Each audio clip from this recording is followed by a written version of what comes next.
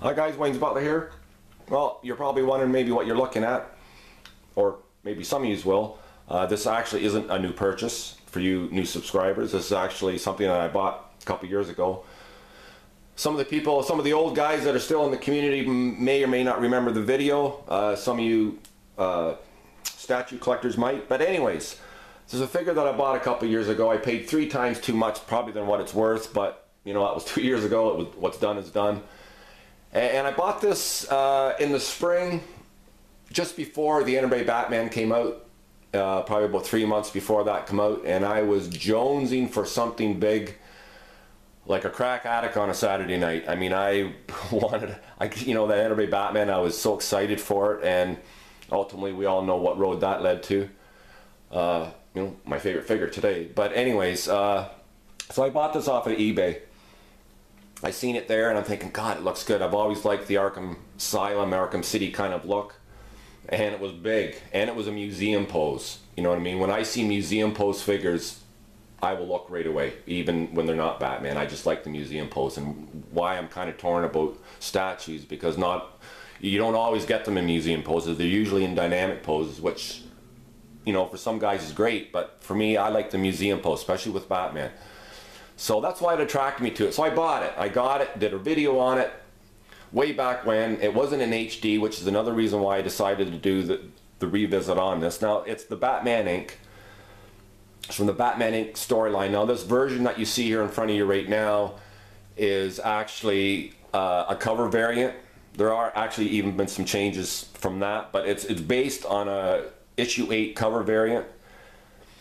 And the statue itself was originally commissioned by a YouTuber whose name was Eccentric83, who is now Extreme Sculptures. He originally commissioned this piece, and it was his decision, based on his video that he did, to paint the shorts black, which they weren't in the storyline, but I think it was a good decision. I would have done the same. Then it does have the light up Batman symbol in the chest. It's based on, you know, pays a little bit of a homage to the 89. It lights up. I'll show you that in a second. That is part of the storyline. That is part of the suit, but the belt's different, and you know, stuff like that. So there was some artistic licenses taken from the storyline to this, and all the right ones in my opinion. And you know, looking at it now it was kind of funny, a little bit of a funny story. Like I said, I've had this sitting up in my spare bedroom, and I'm a little embarrassed to say this, but I had a pillowcase over top of it because, you know, to keep the dust off, and it was been in my spare bedroom in storage, I guess, if you will.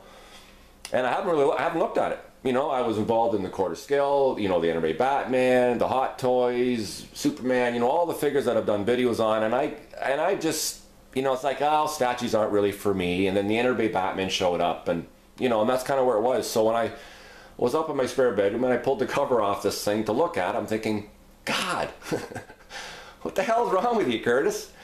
You know what I mean? It's sacrilegious, for one, to put a pillowcase over a Batman figure. But I didn't have a case at the time that is big, and I just wanted to keep the dust off it. And like I said, it was, you know, in storage in my mind.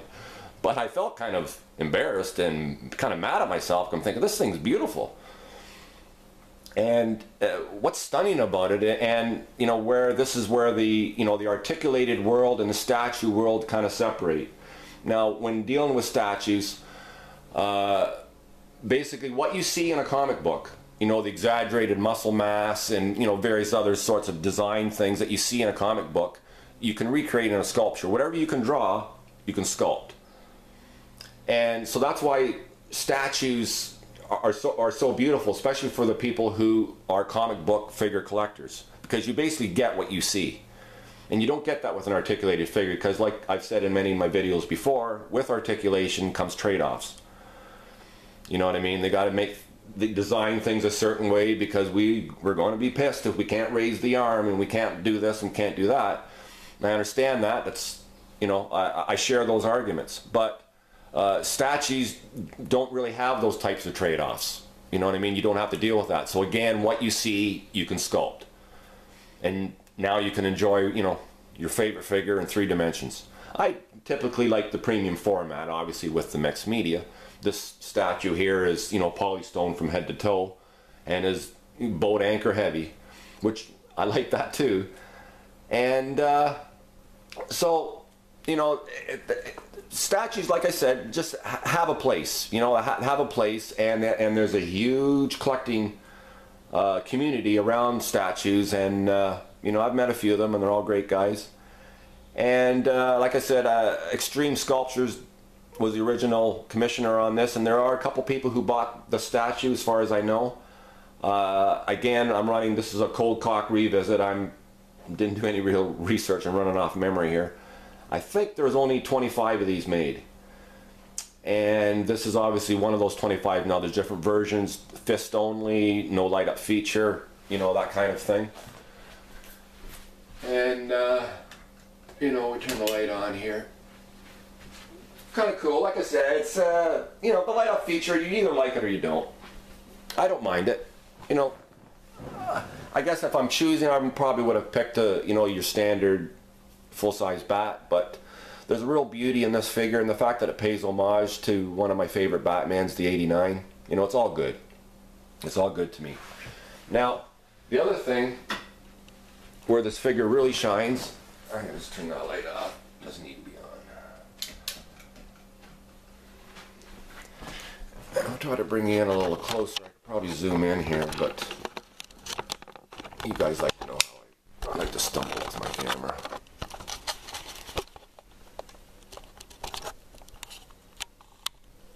We'll start up here at the top here. I mean, you know, it's a very unique cowl design. Now, the other thing that caught my eye is the long ears. I am a long ear Batman guy. That's my thing. Short ears, you know, they have their fans too, but I'm a long ear guy. And the sculpt's done very well. You know, your standard comic book, white eyes. The skin tone is done very, very well. Very, very well. Very realistic. No bleed over. I mean, the cowl and the flesh paint, very sharp line. You know, and there's the light up chest. Let's see how close I can get here. The suit, very Arkham City. Arkham Asylum. You know, I love this, again, like I was saying about sculptures. You get what you see in the comics. And I always love the, you know, the exaggerated muscle mass in the comic lines and stuff for all our superheroes. You know, from the boots right up to the, you know, the belt, that's a, you know, a version. Not in the storyline, but like I said, it's a part of the cover variant.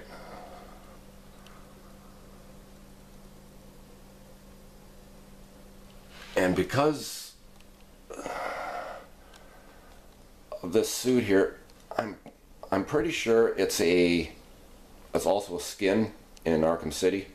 Not this version, but the version from the actual Grant Morrison version from the Batman Inc. storyline. Now, a lot of you guys probably know all about the Batman Inc. storyline. I'm not a expert. Like, I did read the graphic novel. It's basically summed up real quick. Actually, I think I actually did a review on the graphic novel, if I remember right. I can't even remember my own videos, but it's basically Batman comes from a stint of time travel, and he decides he's going to incorporate the Batman logo, and the storylines kind of start out kind of normal, and they get kind of stranger as they go along, but he basically just goes around the world recruiting Batmans to, you know, to help his cause. But dig that video if you want to hear more about the book. And the hands too, sort of all those over there. But it comes with the two close-fisted hands and the batarang, or the grappling gun holding hand. You got the batarang hands on here. These are probably my favorite hands. Very unique. Very mean, very badass. To me anyways.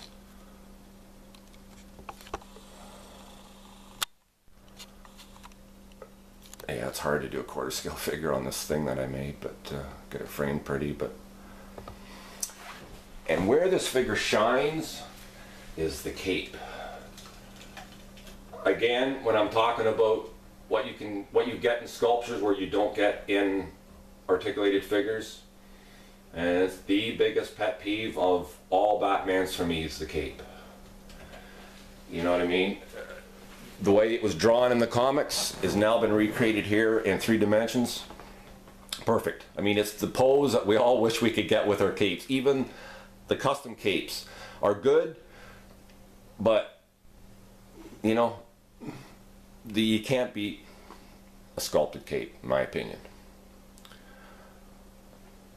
And it looks stunning. I like to stare at the back of it just as much as the front, but it's so well done. You know, so well done. So you're not going to get that with real fabric. You know, you'll get some of the wrinkles, you know, even with the most softest, heaviest, you'll get some of these wrinkles, but you're not going to get all the subtle wrinkles with, which is, you know, what you're going to get with a full-size figure. Like as soon as you bring something down to 1/6 and even 1/4, you know, materials aren't going to react the way they do when they're 1-to-1. And, you know, it's one of the many trade-offs that we make with our figures. Acceptance, you know, there is a lot of acceptance when it comes to this hobby. You're not always going to get what you want, but, you know, we always hope if you can get friggin' 80–90%, we're typically pretty happy. Most of us. But, and I will probably put this back upstairs. I'm going to try and get a showcase for it, guys, but it's just, I needed to take a departure from the trilogy, and like again, that was the other reason why I kind of pulled this out of storage and started looking at it and started loving it again. And I think we've said this before in a lot of our videos, you know, when we dig a figure out from the back of our cabinet that we haven't seen in a year or two, you know, you tend to, you know, fall in love all over again. You guys know what I'm talking about. And on that note, Wayne's Butler, signing off. Peace and love to all.